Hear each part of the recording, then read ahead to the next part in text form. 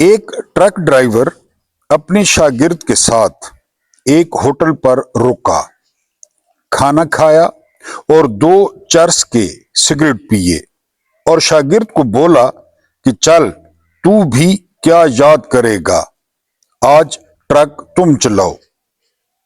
लेकिन ट्रक चलाने से पहले टायर और पानी चेक कर लो। शागिर्द बहुत खुश हुआ कि आज ट्रक चलाऊंगा। उसने जल्दी से रेडिएटर का पानी चेक किया, टायर की तरफ आया तो देखा टायर पंक्चर था। उसने उस्ताद को टायर के बारे में बताया। उस्ताद ने कहा, जल्दी से बड़ा जैक लगाओ और टायर बदल दो। इतनी देर में उस्ताद ने 2 और चरस के सिगरेट पिए। जब टायर बदल दिया तो उस्ताद ने शागिर्द को कहा कि मैं अब थोड़ी देर सोने लगा हूं, तुम ट्रक चलाना शुरू कर दो। कंडक्टर कुछ जोश में और कुछ चरस के नशे में स्पीड दिए जा रहा था।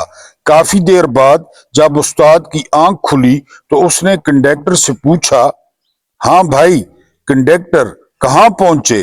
कंडक्टर बोला, उस्ताद जी जगह का तो नहीं पता, लेकिन मैं काफी स्पीड जा रहा हूं। उस्ताद बोला, अच्छा तुम गाड़ी साइड पर रोको, मैं खुद चलाता हूं। शागिर्द ने एक्सीलेटर से पांव हटाया और गाड़ी रोक दी। उस्ताद नीचे उतरा तो देखा सामने एक होटल है। उस्ताद ने होटल वाले से पूछा, भाई ये कौन सी जगह है? होटल वाला हैरान व परेशान इन दोनों को देखने लगा और बोला, जनाब आप तो उसी जगह पर हैं जहां से आपने खाना खाया। हम तो समझे शायद ट्रक में कोई खराबी है, इसलिए ट्रक जैक पर लगाकर आप मुसलसल और काफी देर से एक्सीलेटर दिए जा रहे हैं। यही हाल 78 सालों से हमारे मुल्क का है। इक्तदार के नशे में धुत होकर ये हवस के पुजारी हुक्मरान चरस के सिगरेट पे सिगरेट पीकर पाकिस्तान को ऐसे ही चला रहे हैं। ना पाकिस्तान आगे जाता है और ना ही उन जैसे या इन जैसे हुक्मरानों से छुटकारा हासिल होता है। बिस्मिल्लाहिर्रहमानिर्रहीम। मेरा नाम महमूद नियाज़ी है। अस्सलाम वालेकुम वरहमतुल्लाहि वबरकातुहू। आप लोग जानते होंगे कि आज 29 जनवरी 2026 है और दिन है जुमेरात का। अक्सर मैं आपसे कहता हूं कि जुमेरात वाला दिन वो दरूद का दिन होता है।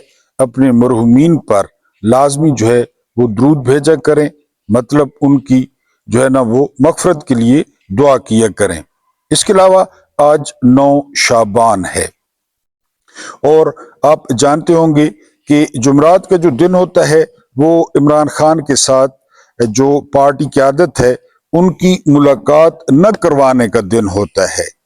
असल में तो करवाने का दिन होता है, लेकिन अदालती अहकामात के बावजूद इमरान खान से मुलाकात नहीं करवाई जाती, क्योंकि ये जो सिस्टम है उसकी जड़ें हैं नहीं। इस सिस्टम को कोई मानता नहीं है, लोग इस सिस्टम को कबूल नहीं करते, तो पूरे का पूरा सिस्टम जो है वो इमरान खान के बयान से या इमरान खान के ट्वीट से डरता है। बहरहाल आज सुहेल खान आफरीदी जो है वजीर आला केपी के, वो आए हुए हैं अडयाला जेल में। उनके साथ उनके वज़रा भी हैं और लोग भी हैं। अब देखते हैं कि इसका जो है वो क्या एंड निकलता है, क्योंकि सुहेल आफरीदी जो है अब उनका जो मूड है वो जारहाना है। इससे पहले कि हम खबरों पे आए, आपसे जो है ना वो 2 रिक्वेस्ट्स हैं। पहली रिक्वेस्ट ये है कि आप लोगों ने 8 फरवरी को याद रखना है। 8 फरवरी को शटडाउन होगा।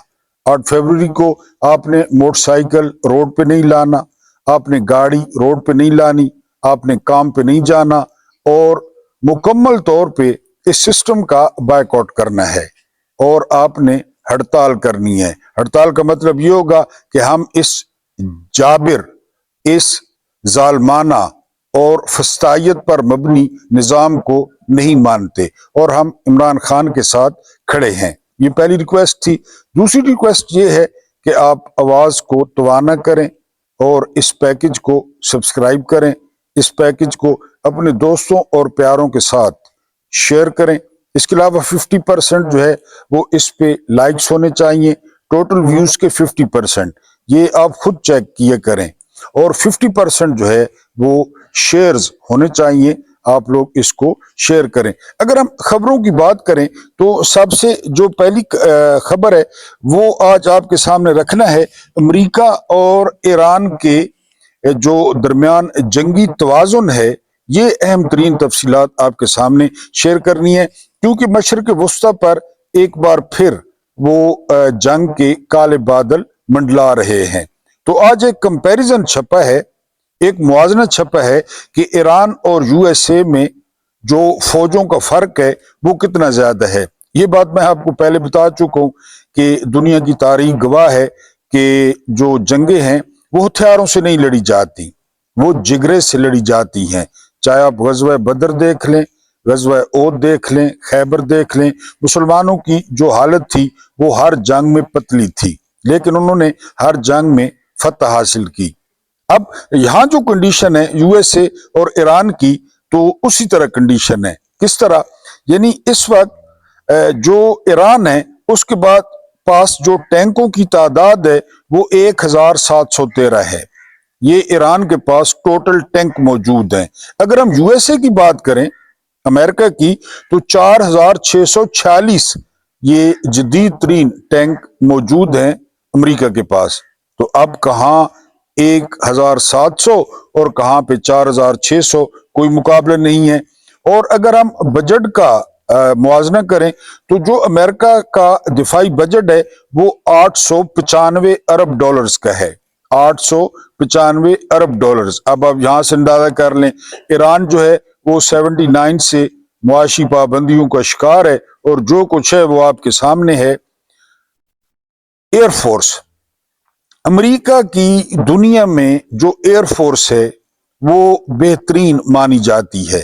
اس کی وجہ یہ ہے کہ امریکہ کے پاس جدید ترین جو ہے وہ طیارے ہیں۔ اب امریکہ کے پاس ٹوٹل جو جیٹس ہیں ان کی تعداد 13,000 ہے، یعنی اس میں F-35 ہیں، اس میں F-16 ہیں، B-52 ہیں، B-2 ہیں، یعنی یہ جدید ترین لڑاکا جہاز ہیں، اور ان کی کل تعداد 1300 ہے۔ اگر ہم ایران پہ آئیں تو ایران کے پاس ٹوٹل 551 جہاز ہیں، اور ان کے ماڈل بھی بہت پرانے ہیں۔ یہ ایران نے جگاڑ لگایا ہوا ہے، جگاڑ اس لیے لگایا ہوا ہے کہ چونکہ ان پہ پابندیاں ہیں تو وہ سپیئر پارٹس ان کو ملتے نہیں ہیں مختلف ملکوں سے، تو ان کے جو جیٹس ہیں وہ 551 ہیں، 551۔ اب اگر ہم تعداد یعنی فوجیوں کی تعداد دیکھیں تو ایران کے پاس ریزرو اور ریگولر فوج ملا کے 10 لاکھ کی فوج ہے، 10 لاکھ کی۔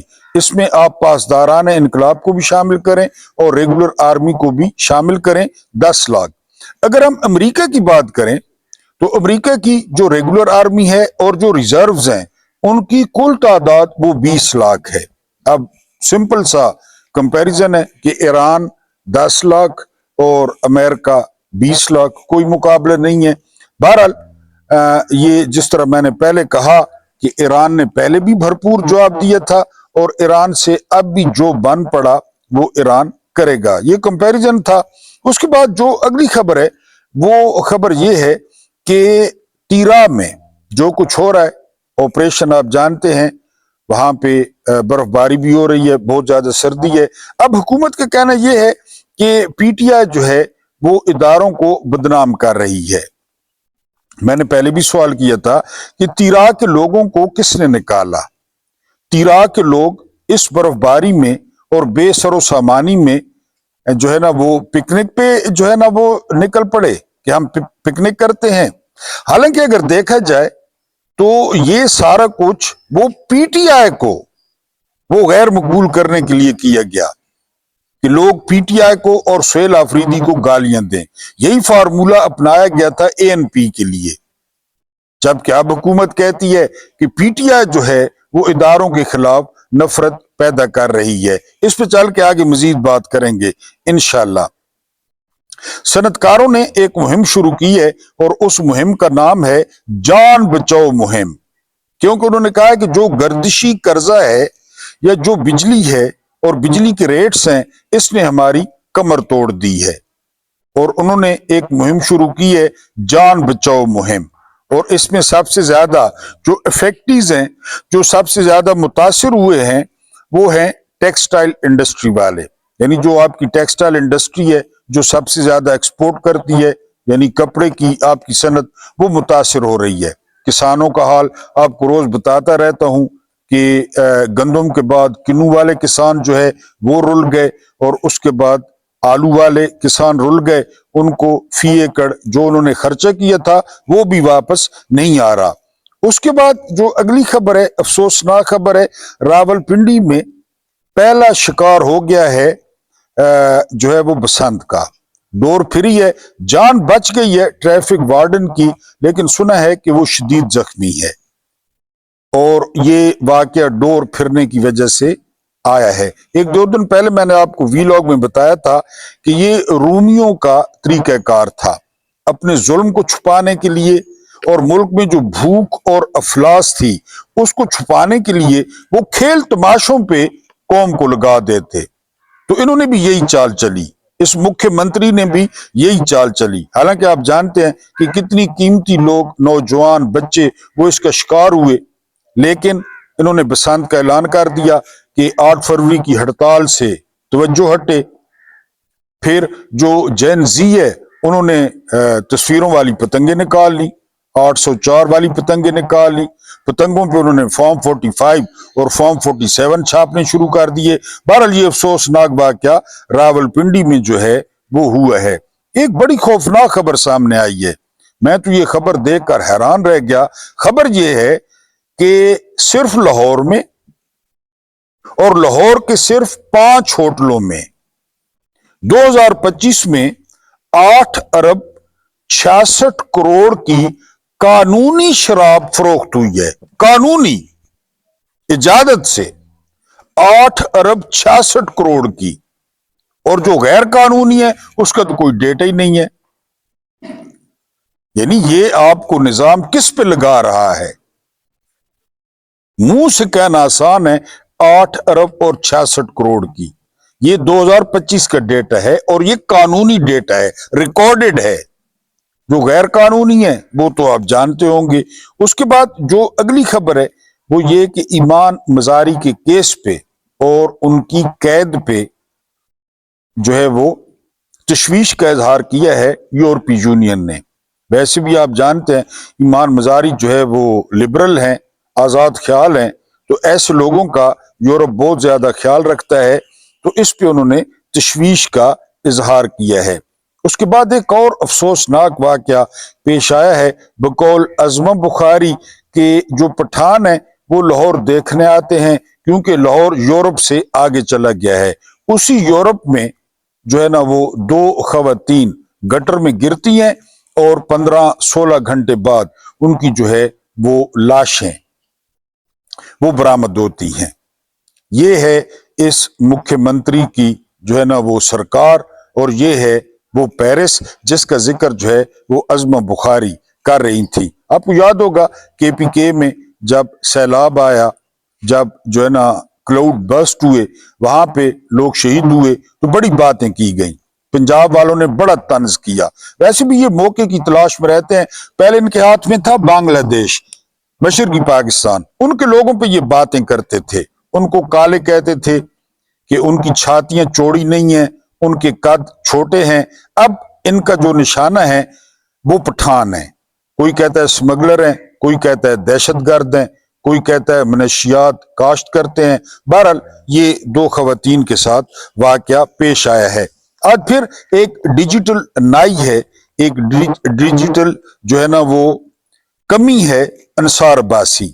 میں نے آپ کو بتایا تھا کہ یہ جب نواز شریف کا دور ہوتا ہے نا، نواز شریف کا دور، تو یہ جو ہے نا وہ صحافی بن جاتا ہے، صحافی، یعنی سوری، جب نواز شریف کا دور نہیں ہوتا تو یہ صحافی بن جاتا ہے۔ نون لیگ کا دور نہیں ہوتا، نون لیگ اپوزیشن میں ہوتی ہے، یہ بڑے سکینڈل نکال کے لاتا ہے یہ انصار باسی۔ لیکن جب نون لیگ حکومت میں ہو، نواز شریف حکومت میں ہو، تو پھر یہ نائی بن جاتا ہے، یہ دھمکیاں دیتا ہے اور یہ اپنی خواہشات کو خبر بنا کر پیش کرتا ہے، اس میں خبر کچھ نہیں ہوتی۔ یہ ہو گیا، منیف فاروق ہو گیا، منصور علی خان ہو گیا، غریدہ فاروقی ہو گئی، ان کو واٹس ایپ پہ جو ان کے باپ ہیں تو وہ ان کو خبریں فیڈ کرتے ہیں۔ اور یہ آج انہوں نے کیا سٹوری کی ہے جنگ میں؟ آج انہوں نے سٹوری کی ہے کہ جو تعلقات تھے یا جو رابطے تھے پی ٹی آئی اور ان کے اسٹیبلشمنٹ کے درمیان یا حکومت کے درمیان، تو وہ بھی ختم ہو گئے ہیں۔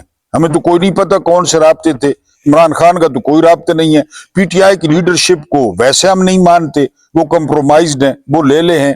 میں نے آپ کو ایک دفعہ بتایا تھا کہ جو ہے نا وہ سید ابو العالم مودودی رحمت اللہ علیہ، ان سے سوال ہوا کہ جب بہت سارے صحابہ نے اور بہت سارے لوگوں نے یزید کی بیعت کر لی تو حسین نے کیوں نہیں کی علیہ السلام؟ مولانا مودودی نے تاریخی جواب لکھا اور دیا، بڑا خوبصورت جواب یہ تھا کہ جب حسین نے نہیں کی، جب حسین نے بیعت نہیں کی تو باقیوں نے کیوں کی؟ یہ جواب تھا کہ اس وقت پیمانہ حسین تھے، حسین کو دیکھنا تھا، حسین بیعت کرتے ہیں تو باقی کرتے۔ اب یہاں پہ عمران اندر ہے اور باقی جو لے لے ہیں، باقی جو کمپرومائزڈ ہیں، باقی جو بغیرت ہیں پی ٹی آئی والے، وہ باہر ہیں، ان کو بھی جیل میں ہونا چاہیے تھا۔ لیکن یہ اسٹیبلشمنٹ کی مرضی کے بغیر کچھ بھی نہیں کرتے، ان کے تعلقات ہیں، عمران کے تو کوئی تعلق نہیں ہے، تو کون سے تعلقات ختم ہونے کی بات کر رہے ہیں انصار باسی صاحب؟ وہی کہ جی ہمیں خداوند مانا جائے، جرنیلوں کو خدا مانا جائے، خاص کر عاصم منیر صاحب کو خداوند مانا جائے۔ وہ کیا لکھتے ہیں جنگ میں تھوڑی سی سٹوری آپ کے سامنے رکھتا ہوں۔ پاکستان تحریک انصاف اور اسٹیبلشمنٹ، یہ بھی ڈھکوزلا ہے، کوئی اسٹیبلشمنٹ نہیں ہے، یہ دوسرے ملکوں میں ہوتی ہے اسٹیبلشمنٹ، یہاں پہ 4-5 جرنیل ہیں بس، کوئی اسٹیبلشمنٹ یہاں پہ نہیں ہے۔ پاکستان تحریک انصاف اور اسٹیبلشمنٹ کے درمیان نہ صرف بلا واسطہ بلکہ بالواسطہ ڈائریکٹ اور انڈائریکٹ رابطوں کے تمام ذرائع بھی مکمل طور پر بند ہو چکے ہیں۔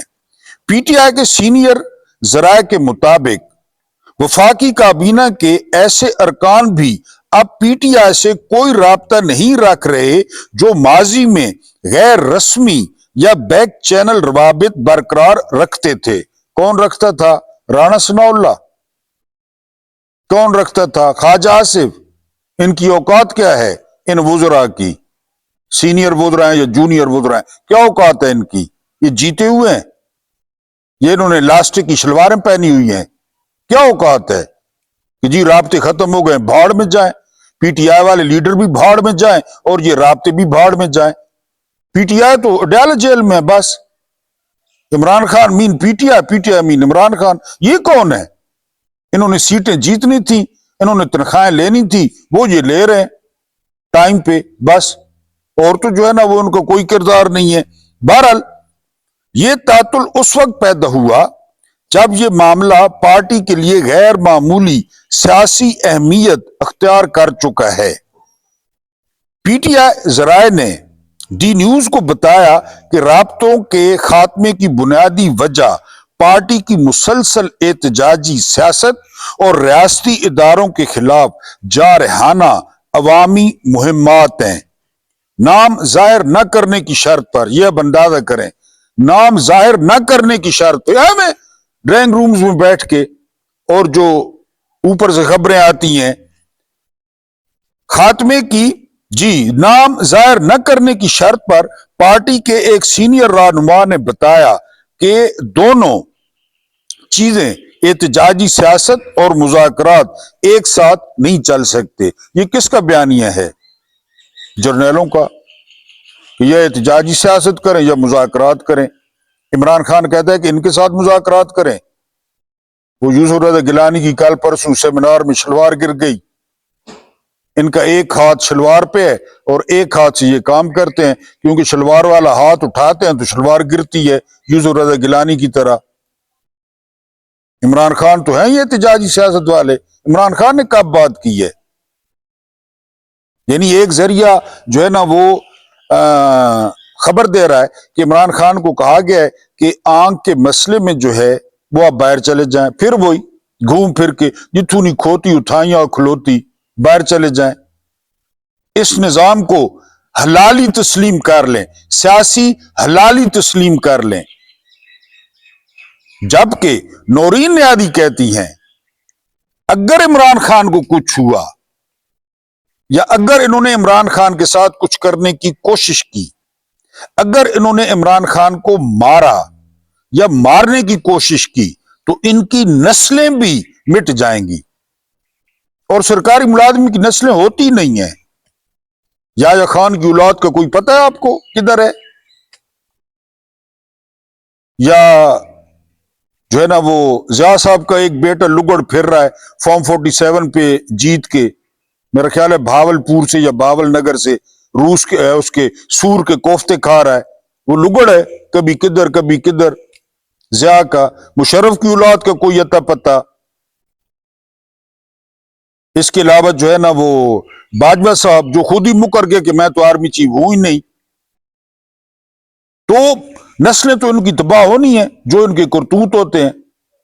نورین نیادی نے بالکل ٹھیک کہا ہے کہ اگر انہوں نے کچھ ایسا کرنے کی کوشش کی تو بہرحال احتجاجی سیاست تو ہوگی، اور یہ حق ہے، آئین حق دیتا ہے۔ 8 فروری کو ہڑتال ہے، لوگ احتجاجاً ہڑتال کریں گے، آپ نے جو کرنا ہے آپ کر لیں۔ بہرحال یہ آگے چل کے مزید جو ہے وہ کیا کہتے ہیں، وہ کہتے ہیں کہ احتجاجی سیاست اور مذاکرات ایک ساتھ نہیں چل سکتے، اب احتجاجی تحریکیں بھی چلائیں، اسٹیبلشمنٹ کے خلاف سخت زبان بھی استعمال کریں، یہ اصل تکلیف ہے۔ فیلڈ مارشل کو خداوند بھی نہ مانے، جنرل عاصم منیر کو خداوند بھی نہ مانے، مطلب یہ لکھا ہوا نہیں ہے، میں کہہ رہا ہوں، اور ساتھ ہی مذاکرات کی توقع بھی رکھیں، یہ ممکن نہیں۔ ذرائع کے مطابق پارٹی قیادت نے اب بڑی حد تک یہ مان لیا ہے کہ جیل میں قید چیئرمین عمران خان کی ہدایات کے باعث اس وقت مذاکرات کا راستہ بند ہے، اور بالکل ٹھیک ہے، بالکل ٹھیک بند ہے۔ کیا کر رہی ہے پی ٹی آئی کی قیادت باہر رہ کر، سوائے تنخواہیں لینے کے اور سوائے جو ہے نا مرات لینے کے اور سوائے گرم کمبلوں میں انجوائے کرنے کے؟ کیا انہوں نے کیا تیر مارا ہے؟ کون سا تیر مارا ہے؟ تو احتجاجی سیاست آپ نے ناقابل جو ہے نا ضمانت وارنٹ جاری کیے ہیں کے پی کے وزیر اعلیٰ سہیل آفریدی کے، تو آج وہ اڈیالہ میں موجود ہیں، کریں گرفتار، کریں نا۔ میں نے صبح والے ویلاگ میں بھی کہا تھا کہ سہیل آفریدی کو گرفتار کریں، اگر آپ کے گٹوں میں پانی ہے تو کریں نا۔ یہ آپ ڈراتے تھے گنڈا پور کو، وہ جی وارنٹ جاری ہو گئے، کریں سہیل آفریدی کو گرفتار۔ اب مشال یوسف زئی نے ایک اور بم پھوڑ دی ہے، اور وہ بم یہ ہے کہ جو کور کمانڈر پشاور ہیں بخاری صاحب، ان کا ایک خط چیف سیکرٹری کے پاس موجود ہے تیرا کے حوالے سے، آپریشن کے حوالے سے، اور وہ خط اتوار والے دن جو آفریدیوں کا جرگہ ہے اس میں سہیل آفریدی پیش کرنے جا رہے ہیں۔ آپ بتائیں، یہ بالکل وہی معاملہ ہے سائفر والا جو عمران خان نے سائفر اٹھایا تھا کہ ڈونلڈ لو نے خط لکھا ہے، سائفر بھیجا ہے کہ عمران خان کی حکومت کو چینج کرو، اور باجوہ اینڈ کمپنی نے حکومت چینج کی، اور وہ بعد میں سائفر سچا نکلا۔ فضل الرحمان نے بتایا کہ ہم نے رجیم چینج کیا، سب نے بتایا، اختر مینگل نے بتایا، محمود خان اچکزئی نے بتایا کہ ہم نے رجیم چینج کیا۔ اب ایک اور خط جو ہے نا وہ ہاتھ آ گیا۔ یہ علیحدہ بات ہے کہ جو بیوروکریسی ہے وہ سہیل آفریدی سے جو ہے نا احکامات نہیں لیتی، وہ بھائی لوگوں سے احکامات لیتی ہے، لیکن وہ خط بڑی اہمیت اختیار کر گیا، جس کا انکشاف مشال یوسف زئی نے کیا ہے کہ وہ خط موجود ہے، اور سہیل آفریدی جو ہے وہ دکھائیں گے۔ بہرحال یہ جو ہیں انصار عباسی، یہ کہتے ہیں کہ یا مذاکرات ہوں گے یا مزاحمت ہوگی، تو عمران خان کی طرف سے تو جی مزاحمت ہوگی، اب جو مرضی کر لیں، آپ نے نہیں چھوڑنا نہ چھوڑیں، نہ چھوڑیں، یعنی وہ تو اعلان کر چکا ہے کہ آزادی یا موت، پھر باقی کیا رہ جاتا ہے؟